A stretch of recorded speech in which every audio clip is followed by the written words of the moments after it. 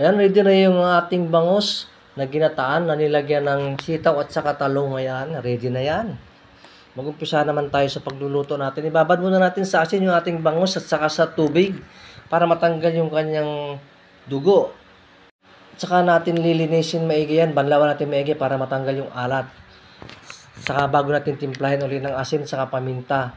Piprito natin yan, pero magprito muna tayo ng ng ating talong.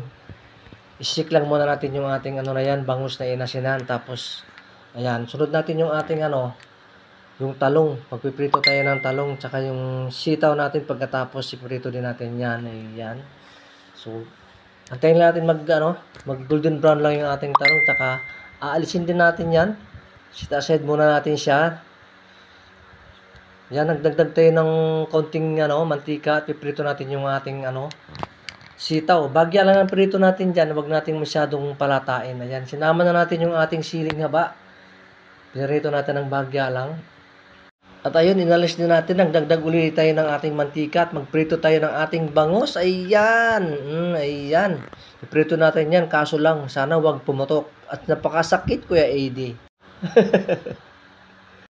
Ayan, binabalik-baliktad na natin yan para pumula din yung kabila. Kaso lang, umurong ako ng konti kasi sobrang init. Pumuputok. Ay, sakit, Kuya AD. Ayan, dalawa na lang. Ayan, susunod natin yung ating bawang at saka sibuyas natin. Igigisa muna natin yan. Tapos ayan, nilagay natin yung ating ginayat na siling pula, kamatis. Ayan. So, papalambutin muna natin yung ating kamatis na yan. Halu-haluin lang muna natin. Saka natin isusunod yung ating bangus dyan. Ayan. O, diba? O, ilagay na natin lahat. At yan ay 4 na hiwa lang yan. At 4 lang naman din kami rito. So, ayan, naglagay na tayo ng ating gata. Ayan.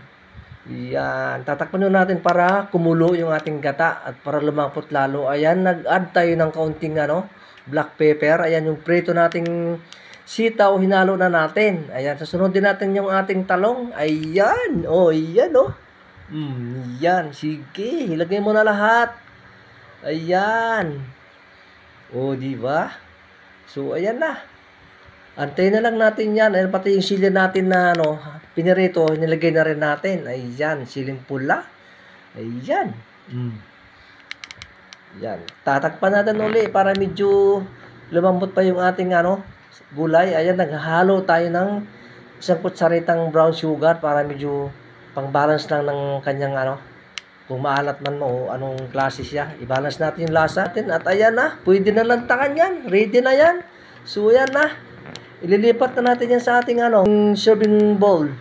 Yan, inaisa-isa na natin lipat. Sunod natin yan yung ating mga gulay na hinalo natin sa kanyang ayan, nagkabulol-bulol na tayo. Ayan, ihalo na natin yan, yung ating gulay. Ayan, iipitin lang natin kasi ang hirap pang sandok. At yung sandok natin sobrang pakipot Ayan, yung ating sauce nilagay na natin. Ayan, pinaikot-ikot muna natin para medyo may trail naman kunyari baga, diba? So, ayan na. At tiyak na gusto naman yung aking ginawa. Follow and share. Thank you for watching. Bye-bye. See you. Love you. Bye-bye.